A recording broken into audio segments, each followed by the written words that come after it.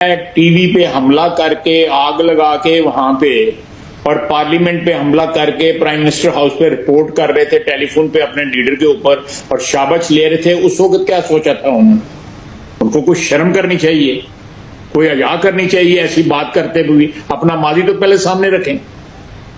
اپنے ماضی کو جو ہے بھول کے اب جو ہے لوگوں کو جو ہے واز کر رہے ہیں. یہ لوگ جو ہیں ان کی دوغلا پن جو ہے یہ آپ کو سامنے نظر نہیں آ رہا.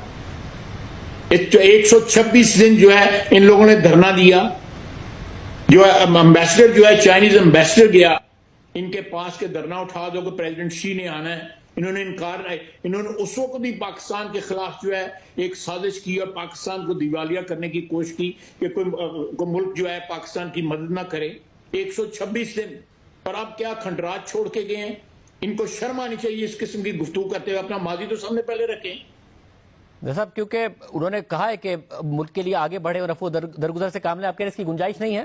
انہوں نے درگزر سے کام لیا, انہوں نے ساری عدلیہ جو ہے فصیل کی طرح جو ہے عمران خان کے ارد گرد کھڑی ہوگی اس کو پروٹیکٹ کرنے کے لیے. ہم نے قانون جو ہے قاعدے سارے. میاں نواز شریف کو تو انہوں نے اپیل کا حق بھی نہیں دیا تھا. آپ بتائیں میاں نواز شریف کے پاس اپیل کا حق تھا؟ ان کی ڈسکوالیفیکیشن سپریم کورٹ سے ہوئی اور مگر عمران خان کے پاس 2 اپیل کے حق ہیں. اگر اس کو سزا ہوئی ہے وہ ہائی کورٹ میں بھی جا سکتا ہے, سپریم کورٹ میں بھی جا سکتے ہیں. اس کو میاں نواز شریف کے اوپر انہوں نے تمام جو ہے انصاف کے دروازے بند کر دیے. اور یہ لوگ ان میں اتنی حیا, یہ ابھی بھی اتنی جرأت ہے کہ یہ ایسی باتیں کرتے ہیں. مگر خود صاحب آگے بڑھنے کے لیے کہہ رہے ہیں کہ انصاف کے لیے دوسرے فریق کو سننا لازمی ہے. جس ملک میں انصاف نہ ہو وہ تتر بتر ہو جائے گا.